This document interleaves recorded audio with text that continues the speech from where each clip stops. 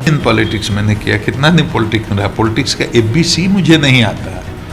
और ये बात प्रमाणित है कि पॉलिटिक्स में फेल्योर, पॉलिटिशियन बनने के लिए जो योग्यताएं चाहिए वो मुझ में नहीं है। वो योग्यता रहती तो मैं पॉलिटिशियन बन जाता। जो त्याग चाहिए, जो समर्पण चाहिए, जो धीरज चाहिए, जो सेवा चाहिए, पॉलिटिशियन तो बहुत महान लोग होते हैं। अच्छे थे तो आपकी ख्वाहिशें अलग होती थी। जवान हुए, बजाय 2 पैसे खिलौने पर खुश हो जाते थे ना, फिर आप जवान हुए तो आपकी हसरतें, ख्वाहिशें अलग हो गई। अब फिर आप बूढ़े हुए, आपकी प्राथमिकताएं जीवन की बदल गई। वैसे ही है, आदमी की चेतना का विस्तार होता है। तो जब आदमी तमोगुण में है, घोर तमोगुण में, तो आहार निद्रा भय मैथुन, इससे ऊपर उसका चिंतन नहीं होता। तो उसकी हर काम में और हर चिंतन में बस इसी की प्रधानता रहेगी, आहार निद्रा भय मैथुन। जब रजोगुण की प्रधानता होगी तो उसके जीवन में आहार निद्रा भय मैथुन से काम नहीं चलेगा। फिर उसको मान चाहिए, यश चाहिए, शासन करने का चाहिए, मतलब ये चीज़ें होती हैं। चित्त विक्षिप्त रहेगा, चित्त में चांचल्य रहेगा और बहुत तरह की अनंत कामनाएं हृदय में उदित होती रहेंगी। और जब रजोगुण के बाद जब सतोगुण, जब सबसे उत्कर्ष की स्थिति, सबसे ऊंची स्थिति, तो जीव में जब सतोगुण की प्रधानता होगी तो इन चीज़ों में उसकी रुचि कम हो जाती है। मान में, सम्मान में, पद में, प्रतिष्ठा में उसकी रुचि कम हो जाती है और उसकी रुचि हो जाती है मैं कौन हूँ, कहाँ से आया हूँ, मेरे जीवन का अंतिम लक्ष्य क्या है, ईश्वर क्या है, उसको कैसे जाना जा सकता है। इस तरह के विषयों में उसकी रुचि हो जाती है।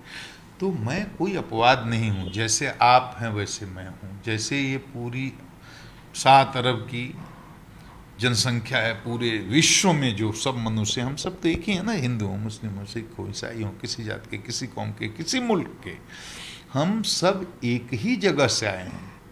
Our origin is the same, our destination is also the same. एक ही जगह से आए, एक ही जगह जाना है सबको। तो अब चेतना के अलग अलग स्तर पर हैं। जो तम प्रधान लोग हैं, मार काट खून, जो अपराध, बस उसी में उनका चिंतन, उनका कर्म सब कुछ है। मतलब मन में जो आया वो किया, मन जीवी। बुद्धिजीवी किसको कहते हैं? जो बुद्धि से निर्णय लेकर के चलता है। तो आप कभी सुना है कि बुद्धिजीवी ब्राह्मण था, बुद्धिजीवी बैल था, बुद्धिजीवी गधा था? ऐसा नहीं। बुद्धिजीवी मनुष्य, बुद्धिजीवी केवल मनुष्य का विशेषण है। आपकी छवि एक काफी कड़क अधिकारी में थी। आप अकेले भी छापेमारी करने हमने देखा है, कहीं गए हैं। रॉबिन हुड की छवि थी। अचानक इस लाइन में, मैंने इस अचानक कुछ नहीं। अचानक आपको इसलिए लग रहा है कि आप हमको जानते नहीं। अचानक कुछ नहीं होता, ट्रांसफॉर्मेशन अचानक नहीं होता। और सॉरी, और खास करके इस तरह का तो ट्रांसफॉर्मेशन अचानक होता ही नहीं।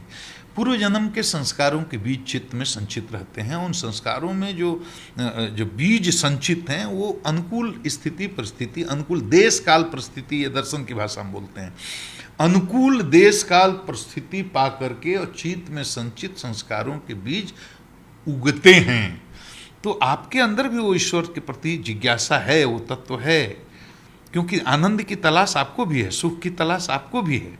तो आप जो भी कर रहे हैं कि हम नेता बन जाए, हम एमएलए बन जाए, आप घूम फिर कर उसी सवाल पर आ रहे हैं। इसलिए मैं जवाब अभी से देना शुरू करता हूँ। उसके पीछे ये नहीं कि हम एमएलए बन जाए, विधायक बन जाए, मंत्री बन जाए, मुख्यमंत्री बन जाए, प्राइम मिनिस्टर बन जाए, प्रेसिडेंट बन जाए, आईएएस बन जाए, आईपीएस बन जाए। सबके पीछे एक ही चीज़ है कि हम आनंद खोज रहे हैं। हमारा परसेप्शन ये है कि हम विधायक बन जाएंगे, मंत्री बन जाएंगे, मुख्यमंत्री बन जाएंगे, प्राइम मिनिस्टर बन जाएंगे, आईएएस बन जाएंगे, आईपीएस बन जाएंगे, तो हमको सुख की प्राप्ति होगी, आनंद की प्राप्ति होगी। मूलतः हम खोज रहे हैं आनंद। अवधारणा है कि ये बन जाएंगे तो आनंद होगा। बस धन के पीछे आदमी क्यों जाता है? कि अवधारणा है, परसेप्शन है कि पैसा हो जाएगा आनंद हो जाएगा। पुत्र नहीं होता है तो आदमी रोता है, पुत्र हो जाएगा तो क्या हो जाएगा? भाई अवधारणा है, परसेप्शन है कि पुत्र होगा तो आनंद हो जाएगा, अच्छी पत्नी होगी तो आनंद होगा, पैसा खूब हो जाएगा तो आनंद हो जाएगा, एक बड़ी गाड़ी हो जाएगी तो बहुत आनंद हो जाएगा, हेलीकॉप्टर हो जाएगा तो आनंद हो जाएगा, अभी विधायक बन जाएंगे तो आनंद हो जाएगा। मैंने बेसिकली क्या है कि हम खोजते आनंद हैं, तलाश आनंद की ही है। आनंद की तलाश में ही हम सारा काम करते हैं, हमारी सारी इच्छाएं, सारे कामनाएं इसी आनंद की तलाश में हैं। लेकिन हमारे शास्त्र कहते हैं कि आनंद वहाँ है नहीं।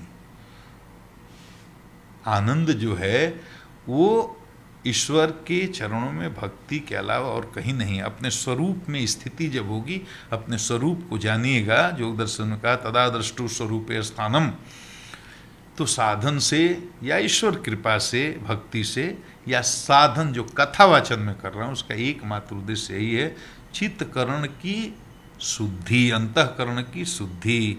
काम है, क्रोध है, लोभ है, लालच है, माया है, मत्सर है, मात्सर्य है, तो ये भीतर की बीमारियां हैं, हर आदमी के अंदर हैं, किसी में कम किसी में ज़्यादा।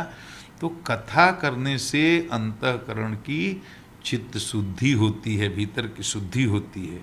इसलिए तो आपका सवाल वाजिब है, लेकिन उसका जवाब यही है कि जो भी हम करते हैं उसमें सुख की अपेक्षा होती है, लेकिन वो दुख का कारण। कोई भी आदमी सुखी है, मतलब दो ही क्षेत्र है ना, एक ईश्वर का क्षेत्र है, एक माया का क्षेत्र है, तो माइक और एक ईश्वरीय क्षेत्र। तो आप अगर पूरब जा रहे हैं तो पश्चिम नहीं जा सकते, पश्चिम जा रहे हैं तो पूरब नहीं जा सकते, एक को छोड़ना ही पड़ेगा। तो आम आदमी की अवधारणा ये है कि ये माया के क्षेत्र में ही आनंद है। तो माया के क्षेत्र में तो बहुत स्पर्धा है, स्ट्रगल है और गला काट भी है एक दूसरे का। अभी के गुप्तेश्वर पढ़ने में और पहले के दोनों गुप्तेश्वर पढ़ने में क्या अंतर है? कोई फर्क नहीं है। मैं वही हूँ, मैं एक साधारण इंसान हूँ, एक आम आदमी जिसके अंदर रजोगुण है, सतोगुण है, तमोगुण है, उसी तरह का आम आदमी पहले जैसा था, अभी जैसा था, लेकिन समय के अनुसार, देश काल परिस्थिति की मैंने चर्चा की ना, देश काल परिस्थिति के अनुसार जैसे जैसे समय बढ़ता है, जैसे जैसे अनुभव होते हैं, जैसे जैसे एक्सपोजर होता है, वैसे वैसे आदमी का परसेप्शन बदलता है, पर्सनालिटी बदलती है, उसका बिलीफ सिस्टम में परिवर्तन आता है। तो चीज़ें समय के साथ, कोई ज़रूरी नहीं कि सब में बदले, ये भी बात है। जो जीवंत आदमी है, जो जागरूक लोग हैं, जो अपने बारे में हमेशा चिंतन करते रहते हैं, सोचते रहते हैं, उन्हीं में ये परिवर्तन नहीं होता है। नहीं तो बहुत जड़ होते हैं, जन्म से लेकर मृत्यु तक एक ही तरह से रह जाते हैं। तो समय के साथ परिवर्तन होता है, तो कोई फर्क नहीं है। मैं मानता हूँ मैं एकदम साधारण मामूली आदमी हूँ। जिस भूमिका पर ईश्वर ने रखा वो मैंने काम बड़ी निष्ठा से की। 33 वर्षों तक पुलिस सेवा में रहा, 8 जिलों में एसपी रहा, डीआईजी रहा, आईजी रहा, सब मिलाकर 25-26 जिलों में काम करने का मौका मिला। तो इस बात का कोई अहंकार नहीं है, लेकिन बहुत विनम्र अनुरोध है कि जहाँ जहाँ एसपी रहा, लोग मुझे क्या समझते थे, क्या जानते थे, जाकर सर्वे करने, सोचने की, देखने की चीज़ है, लोगों से पूछने की चीज़ है, समझने की चीज़ है। सबसे ज्यादा शांति किस स्थिति मिली? आईपीएस गुप्तेश्वर पांडे और डीसी गुप्तेश्वर पांडे और अभी के गुप्तेश्वर पांडे? कितना दिन पॉलिटिक्स मैंने किया, कितना दिन पॉलिटिक्स में रहा, पॉलिटिक्स का एबीसी मुझे नहीं आता। और ये बात प्रमाणित है कि पॉलिटिक्स में फेल्योर, पॉलिटिक्स बनने, पॉलिटिशियन बनने के लिए जो योग्यताएं चाहिए वो मुझ में नहीं है। वो योग्यता रहती तो मैं पॉलिटिशियन बन जाता। जो त्याग चाहिए, जो समर्पण चाहिए, जो धीरज चाहिए, जो सेवा चाहिए, पॉलिटिशियन तो बहुत महान लोग होते हैं। तो मैंने भाग छोटा अभिलाष बड़ा, मैंने बहुत बड़ा सपना देख लिया होगा, लेकिन मेरे अंदर वो क्षमता नहीं है कि मैं एक सफल राजनेता बन सकूं। बन सकता तो बन गया होता।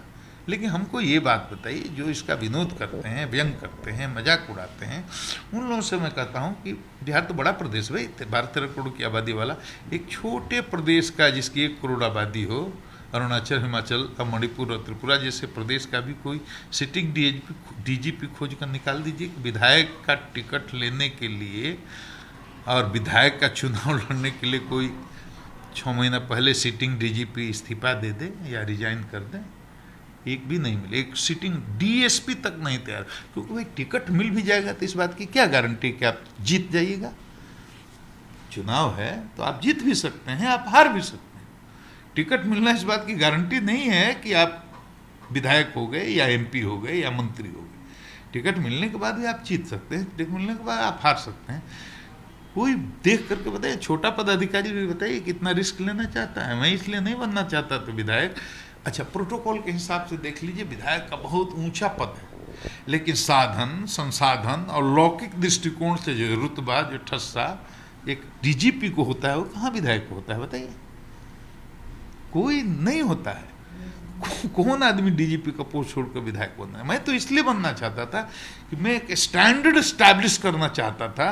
मैं सोचता था कि दलितों के पास, सुल्तों के पास, वंचितों के पास, कमजोर लोगों के पास, जिनके पास पैसा नहीं, जिनके पास पैर भी नहीं, ऐसे गांव गांव में घूमूंगा पैदल, उनके साथ ज़मीन पर सोऊंगा, उनके साथ पत्तल में खाऊंगा, उनकी सूखी रोटी जैसे खाते हैं और नमक वो खाकर उनके साथ रहूँगा। उनकी बात को मैं सत्ता तक, सरकार तक, प्रशासन तक समस्याओं को पहुँचाऊँगा, उनकी मदद करूँगा, एक मिसाल पेश करूँगा कि देश की जनता कहे कि हमको ऐसा ही विधायक चाहिए और एक नई परंपरा की शुरुआत हो जाए, होड़ लग जाए लोगों में कि हमको ऐसा ही विधायक चाहिए और विधायकों में ये भाव जगे कि हमको ऐसा विधायक बनना है। तो मैं एक इस भाव से कर रहा था और विधायक बन के मुझे क्या करना था और नहीं मौका मिला तो ये प्रारब्ध की बात है। इसने धोखा दे, किसी ने, भाई ये सब बकवास बात है। न किसी ने मुझे धोखा दिया, न किसी ने मुझसे कोई वादा किया, न किसी के प्रति मेरी कोई शिकवा है, न किसी के प्रति कोई शिकायत है, न किसी से मैं उस योग्य नहीं था, हमको नहीं मिला, वो मेरे प्रारब्ध में नहीं था, वो मुझे नहीं मिला, मुझे मेरे हिस्से का चीज नहीं थी वो, तो नहीं मिला। तो इससे नुकसान किसको हुआ? इसका नुकसान आम जनता को हुआ। गुप्तेश्वर पांडे को क्या हुआ? गुप्तेश्वर पांडे को कोई नफा नुकसान नहीं हुआ। नुकसान विधायक हो जाता, कौन तिस्मार खां हो जाता, बहुत विधायक हैं, तो क्या हो जाता? विधायक हो जाने से क्या हो जाता? बोलिए। शांति मिलती है अभी। बहुत आनंद, बहुत सुख से हूँ, बहुत आनंद से हूँ। किसी के प्रति कोई मेरे मन में न दुर्भावना है, न बेमनस्य है, न मंगल की कामना है। अब कोई मुझे बुरा अब लगता ही नहीं। अब तो मुझे लगता है कि दुनिया में सबसे बुरा मैं ही हूँ। तुलसीदास ने कहा ना, जो आपन अवगुण सब कहूँ और बाढ़ई कथा पार नहीं लहूँ। तो साधुता का मतलब है कि अपने ऋण देखो, मेरे अंदर कहाँ कमी है, काम है, क्रोध है, लोभ है, मद है, मोह है, मत्सर्य है, ईर्ष्या है। अपनी कमी को दूर करना है, बाकी सब अच्छे हैं, सब मेरे से श्रेष्ठ हैं, सब मेरे से योग्य हैं, सब मेरे से बड़े हैं, सब मेरे से अच्छे हैं, पूज्य हैं। सबके प्रति मेरा आदर का भाव है। उन लोगों के खिलाफ भी जो मेरे प्रति दुश्मनी का भाव रखते हैं, उन मीडिया के लोगों के प्रति भी जो मेरा मजाक बनाने की कोशिश करते हैं, अपने व्यक्तिगत कारणों से, अपने व्यक्तिगत पूर्वाग्रह से, उनके प्रति भी मेरी मंगल कामना है। उनके लिए भी ईश्वर से मैं आशीर्वाद ही मांगता हूँ। जो मेरे प्रति अच्छा भाव रखते हैं उनके लिए भी, जो मेरे प्रति बुरा भाव रखते हैं मेरे, उनके लिए भी, सबके प्रति मंगल का भाव है। यहीं से साधुता की शुरुआत होती है। कोई बुरा नहीं है, सब अच्छे हैं, सबसे बुरा मैं, यहां से शुरुआत होती है। इतना दैन्य भाव जब आएगा तब साधुता की शुरुआत होती है। हम बड़े अच्छे, वो खराब नहीं, सब अच्छे, सबसे खराब मैं। मुझे केवल अपनी बुराई खोजनी है, अपनी बुराई दूर करनी है, दूसरे में किसी में बुराई देखना ही नहीं। आपके पास एक लंबा एक्सपीरियंस रहा है प्रशासनिक कार्यों का। अगर नीतीश कुमार या बिहार सरकार उसका सेवा लेना चाहिए कि अगर जो एक्सपीरियंस है आके शेयर कीजिए, हम लोग की मदद कीजिए, तो क्या आप जाएंगे? लगे अभी जो काम आप कर रहे हैं, क्या अच्छी सेवा कर? आपका मैंने नौकरी छोड़कर फिर नौकरी करने में जाऊंगा? आपका जो नहीं, मेरी बात समझिए, मेरी व्यक्तिगत रुचि अब किसी चीज में नहीं है ईश्वर की भक्ति अनुरक्ति को छोड़ करके। मैं ईश्वर के हाथ का कठपुतलू हूँ, जहाँ जिस काम में हमको जैसे नियोजित करेंगे वो करूँगा। मुझे अपने लिए, मेरे अंदर कोई भी दूसरा लक्ष्य प्राप्त करने की बेचैनी या कोई कहीं भीतर भी रंच मात्र भी कुछ नहीं है। अब मुझे कुछ बनना है, अबे मुझे कुछ नहीं बनना, मुझे केवल भगवान के चरणों का दास बनना है। और जब तक हमको दूसरे में कोई बुराई दिखेगी, मेरी ऊंचाई नहीं बढ़ेगी।